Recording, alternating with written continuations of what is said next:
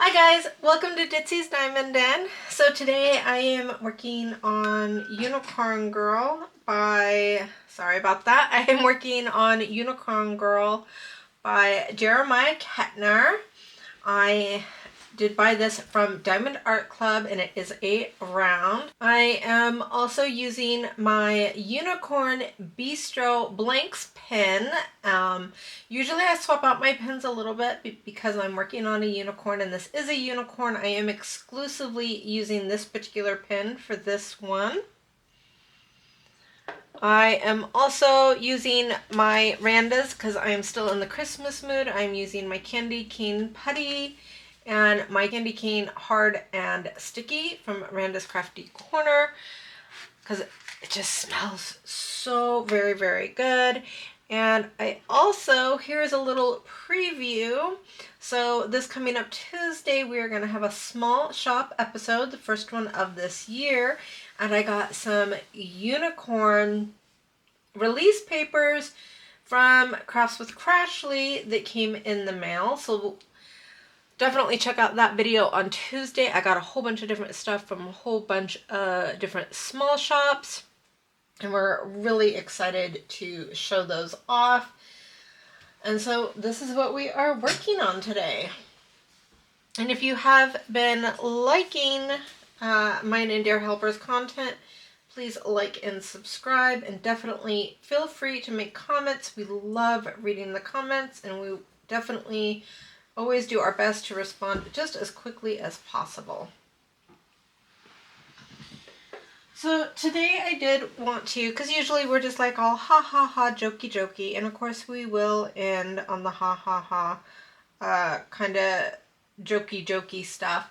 But I did want to talk a little bit about, because anybody that's watched our videos know, of course, that we do the therapy. But what we did want to talk about a little bit today is we both come from a generation where mental health was kind of like not something that you talked about, and the general reaction to having mental health issues was just don't feel that way. So I personally have a couple different mental health issues. I have post-traumatic stress disorder due to a not fantastic childhood. I am a child abuse survivor, and I also have social anxiety. I have intrusive thoughts, depression, and I also suffer from really bad insomnia because I have really, really violent nightmares at night. So I've got all that going, and when I was younger, it slowly got like worse over the years. And unfortunately, mental health help in our country is definitely not the most awesome. So we've tried to get me help, and unfortunately we have reached dead ends every time we try. So honey, yeah, what we wanted to talk today was because people talk about people who have mental health, but there's not a lot of support for the people that love us and care for us. They don't have a lot of support for that either, and it's not really something you discuss.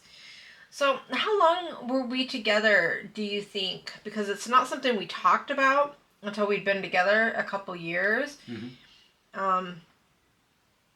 What was it like for you when I first started talking about my depression, when I went through my first major depressive area when we first got together? I mean, it was kind of like you said, we grew up in a different time where mental health wasn't really an issue when we were younger. It was nothing that majority of people even heard about.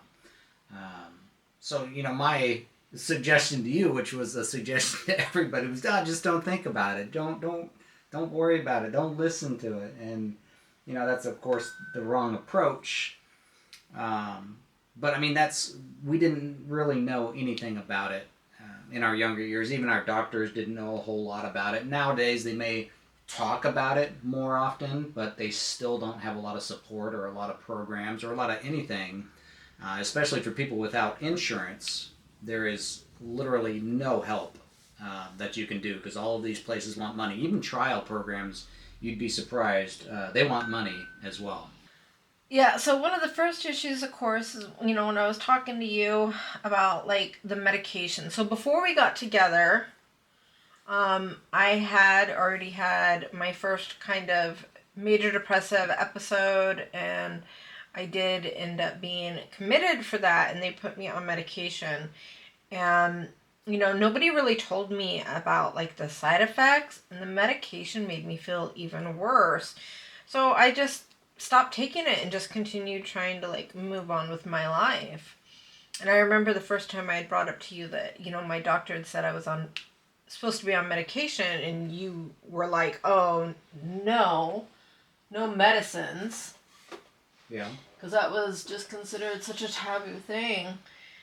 Of course, as we continued on with our lives, my mental health did continue to deteriorate until I ended up having my second major breakdown. And you did have to commit me, and I can't imagine how horrible that was. And for anybody that may be going through something like that and having to do something like that to somebody that they love, can you maybe describe, the realization and what that was like, so other people that are going through it might kind of have, know they're not alone in those feelings? Yeah, I don't know. It was scary and very different. I really don't know a lot of what they even do in those facilities, other than it does help. I know it did help when you did go, but again, it's kind of just like a crash course of seeing different providers and talking in group therapies and stuff like that. It's very hands on. Very hands on. Okay. Yeah, but it's only helpful for that time. It's not really helpful in the long run of what I have seen from it. It's very helpful in the time of there's no other option. There's nothing else that you can do. But yeah, I mean, it is very scary, and you don't really understand what's going on in those places, other than they help during that specific time, that specific breakdown. Yeah. So the very first time that you particularly had to commit me, what was the decision kind of making process on that? Was it just because you felt like you couldn't handle the situation? Or was, fear for my safety? A lot of it was fear for your safety, but yeah, I don't know how to handle that situation. I'm sure majority of people don't know how to handle that particular situation. I know everybody else is different based on whatever the issue is that caused the breakdown to happen. So I mean, there's not many people that would be able to know what to do or how to deal with that. Mm-hmm. Exactly. So after I had that breakdown, though, that really helped you kind of understand that a lot of this, was something that I couldn't control. Yes. And then you started doing a lot of research. I did. So I did a lot of my own research on, things that I can do to lessen a trigger from whatever is going on with our personal lives. I looked up a lot of, there's a lot of people that have many different types of mental health issues. So it is something very serious, but to really live with it is so different. Even if I'm not the one that has it, I still live with somebody that does. And it can be stressful on you. And there is nothing for people I want to say, there's no programs that I've ever seen of people that suffer with other people that have some type of of mental illness or depression. Like a support There's group. no Like support for group, Alcoholics yeah. Anonymous, they have like Al-Anon, you know, so there's like a group where you can kind of get together and, you know, discuss that stuff, but they don't have anything like that for mental health. Like, No, there's nothing for us other than we can do our own research and try to find things and do things that can lessen an episode. right. And then, of course, you know, we've talked about that a lot in our therapy, you know, about how there are certain things that trigger me. And I know that you say that sometimes you feel like it's your fault or that, like, you feel guilty. And then we have to talk about how it's not you, it's me. Yeah, I mean everybody's gonna feel guilty, you know, regardless if their partner has an episode. You're always gonna feel guilty, even if you know that it's not from you. Yeah, like I'm really jumpy. With like sudden movements and stuff like that. Now, Dear Helper has never laid a hand on me ever in his life, but I am really, really sensitive to like angry voices and fast movements, and so that has affected him in an interesting way.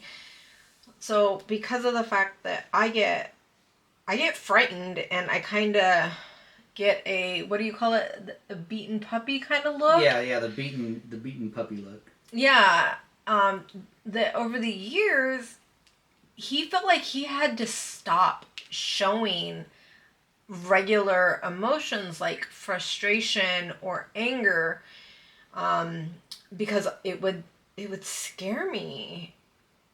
And we've been going through that with therapy. How are you feeling now that we've started the family therapy about maybe opening up and exploring these feelings that you felt like you had to push down for so many years? I mean, I've slowly been doing it as we do go to therapy, so I do show my frustration and I express it more, and I can recognize it, and I can tell you when I'm being or feeling frustrated, or if I need help, which I never used to do. I never told anybody I was frustrated if I was angry. I mean, pretty much anybody could tell I was angry. But I've been working on being able to show those feelings so I don't just shove everything down and become robotic, which is what I don't want. Which I'm afraid has happened over time, just because you don't want to trigger an episode. So eventually your partner may just stop showing emotions on different things so it doesn't trigger an episode. Yeah, and that was like a major issue because I mean, it's not fair that somebody feels like they have to hide emotions, especially when it's not them that's making you feel that way, not them personally. It is just a trigger, and sometimes it can create like bad flashbacks and yeah, and it's not just emotions of anger or frustrations, it's also excitement. Excitement can be a trigger in certain cases where, you know, if I'm doing something, I get excited, I start talking louder about it, and I start to move around a little bit more, and showing that excitement, you know, can also lead to that trigger. So even excitement, anger, whatever it might be, could have led to that. So now we're kind of getting back to being able to show and express excitement without it being something that can trigger an episode. So we both recognize that it's just excitement, it's just frustration, it's anger, whatever it might be. At least we can talk about it. yes, which I have also been liking a lot because, you know, now that you're feeling more comfortable in showing that emotion, I also find that we're more comfortable, like, even talking about those emotions and then resolving it.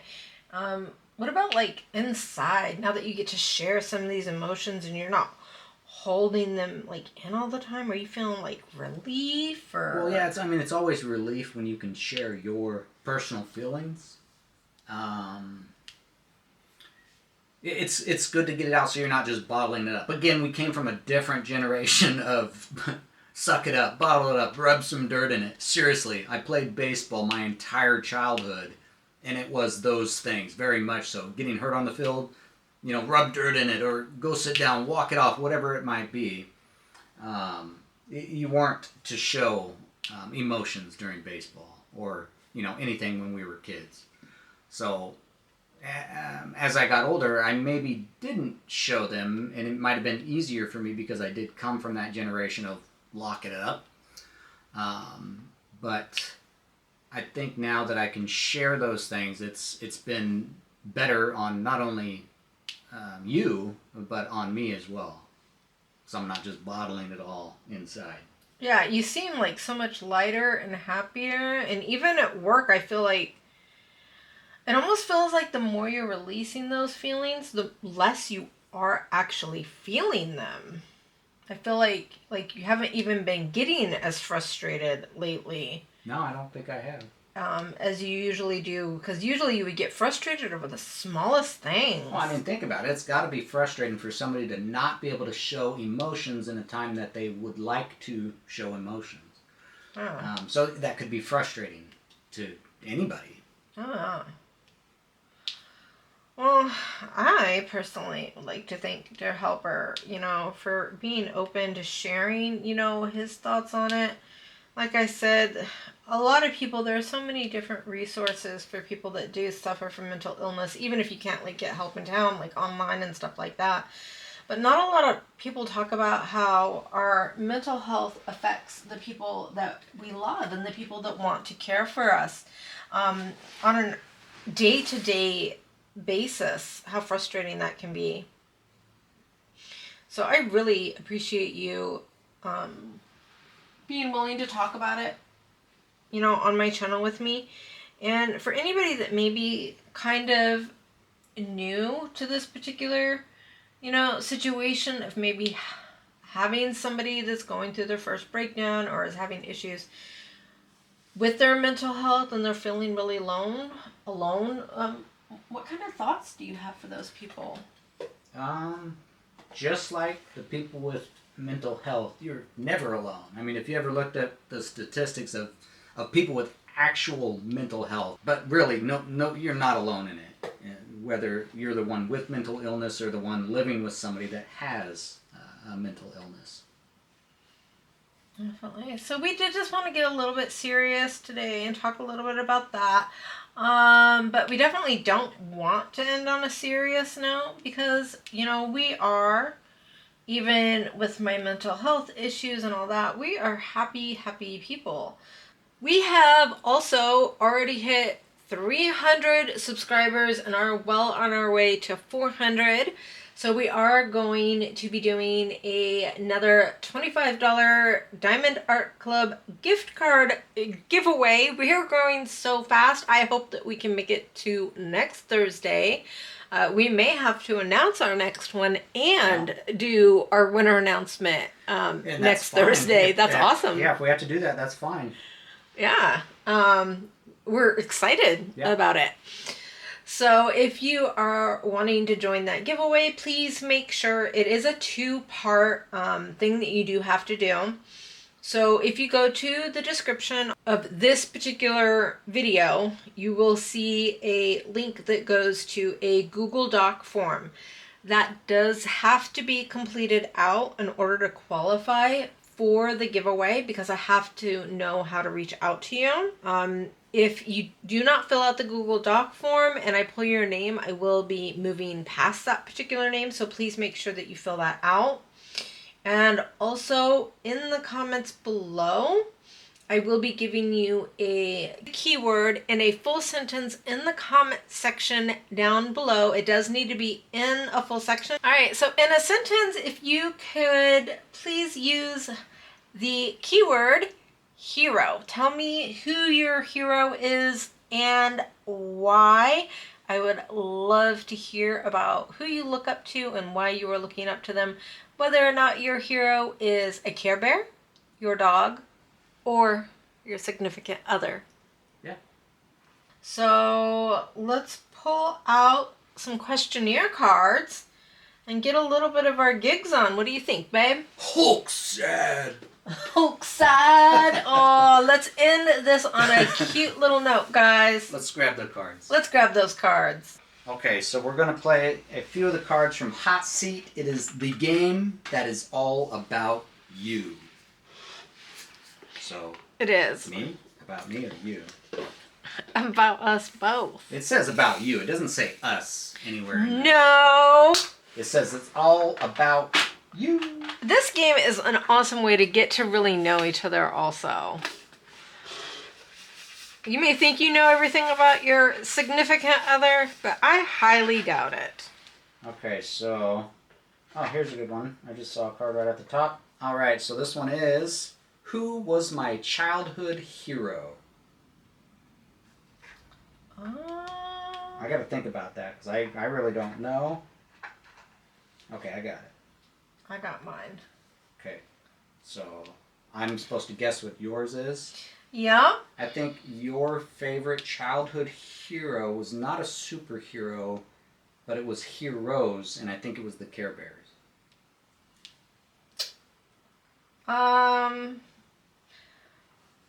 That's not what I had answered, but I think that you knew me better than I knew myself on that one. Mm-hmm. I was gonna say Drew Barrymore, but you know, she was always just like my favoriteest thing. But honestly, I had that Care Bears Christmas album. Yep. And I used to sit in my room and listen to that over and over again. Actually, no, now that I think about it, you know who my hero was? My childhood hero? Who? My Aunt Lila. Oh, there you go. That shall work. I think yours was your stepdad, Frank. Was my hero? Yeah. No, I was thinking back when I was a kid. So that would have been Jose Canseco of the Oakland A's, a baseball player, was one of my biggest heroes. Because I was very much into baseball as a young child. I watched it religiously. And nowadays, I don't even, like, if I see baseball on, I'll just blow right past it.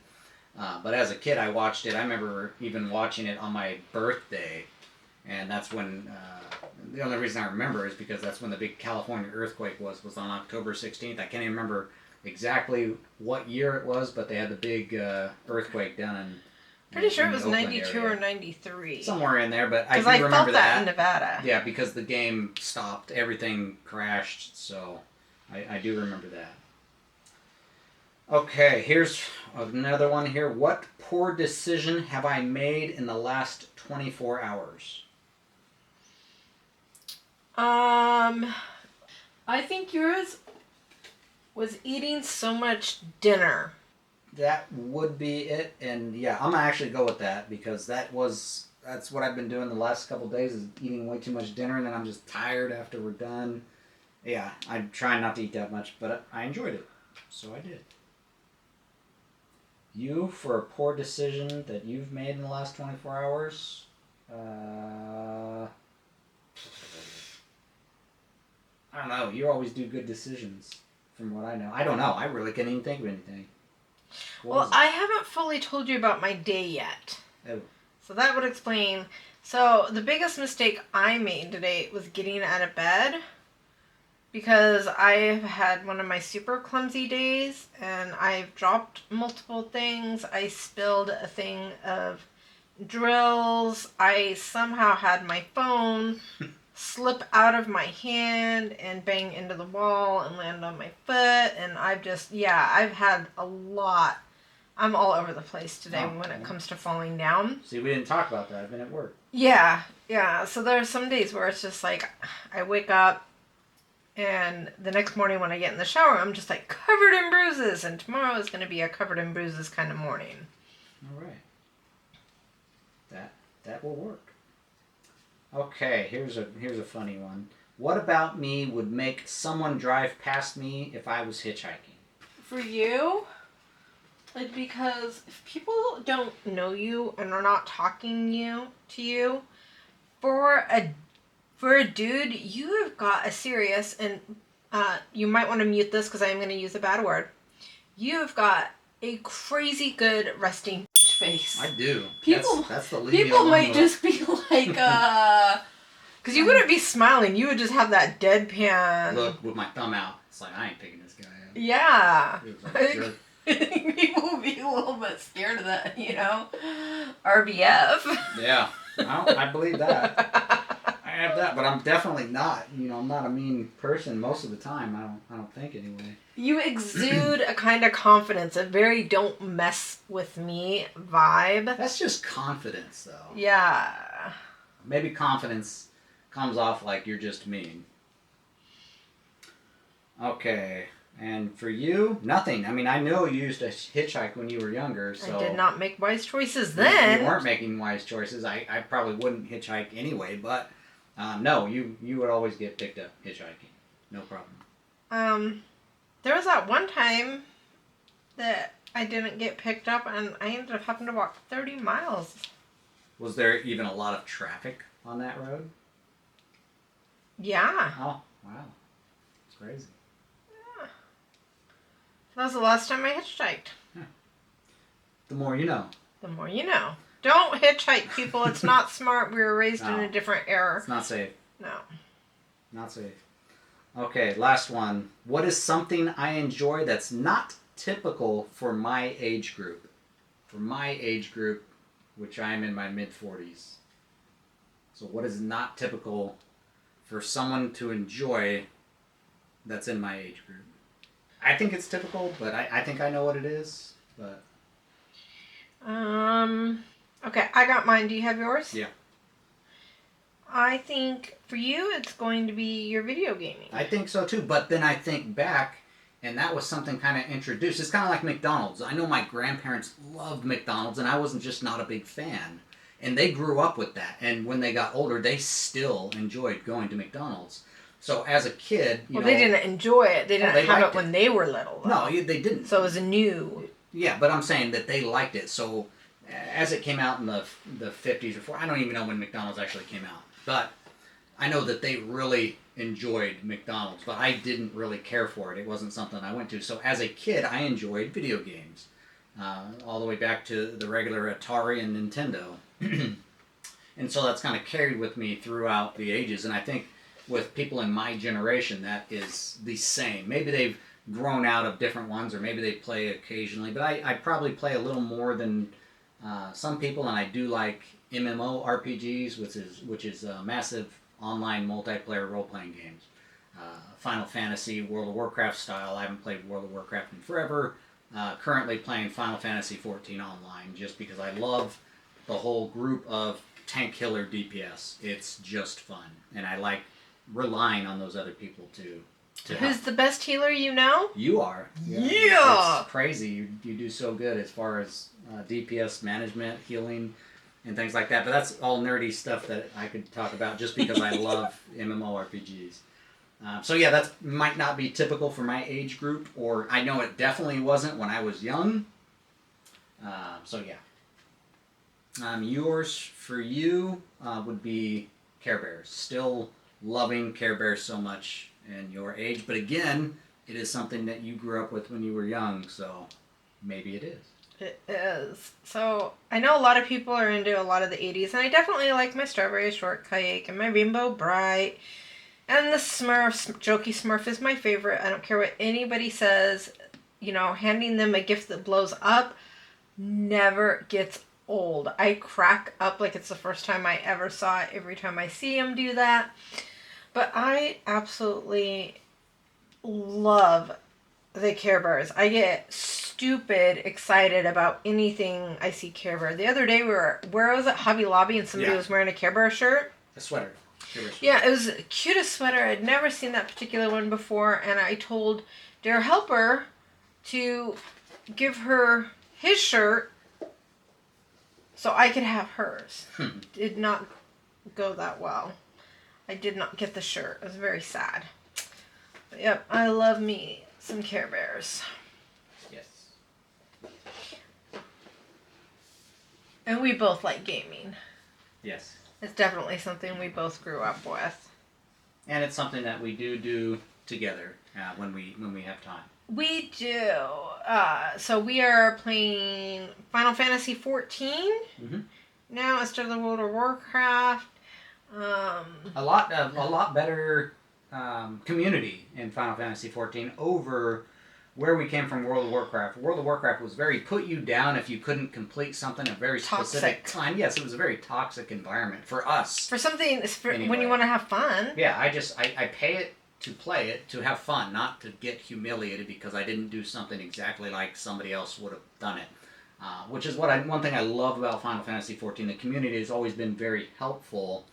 If you mess up, or if you have a question, or just they'll throw out stuff if they see that you're doing something incorrectly. They'll be like, hey, you can do it like this. If you want any more information, let me know and I can tell you about it. Yeah, and they always say it's so nice. Yes, it's helpful. It's not something that's negative.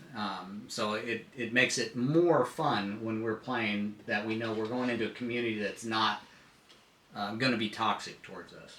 Yeah, and unlike the actual company, Activision, that does like the Blizzard and the other games, one of the things that I do love about Square Enix is they are very, very supportive of alternate lifestyles. Yes.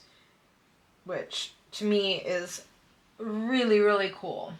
And they show it like in their games, and a lot of their stuff isn't sexist, because I notice like some games can be really sexist. We had played this game Ragnarok, and it was so funny because like when the men when they were on their swordsmen, they would like swing their axe. They're two-handed swords or axes. Yeah. They would kind of carry it on their shoulder and be able to swing it with like one hand. Yeah. And go ahead. Oh no, you continue. Yeah, so in the you get so animated about this part. It's nuts to me because the dude just carries his double-handed sword with one hand and just kind of swings it from the top of his shoulder like it's nothing, and the girl like holds it with two hands, kind of dragging it across the ground and swings it upwards when she swings, and it's crazy. And the same thing with the healer class, which some would associate as being feminine, but it is definitely not. The male healer basically just sticks one arm up, one arm out, and just pushes his hand up to heal, while the female one like has to bunch her hands together and come from like her knees and lift up in the air to do the same heal.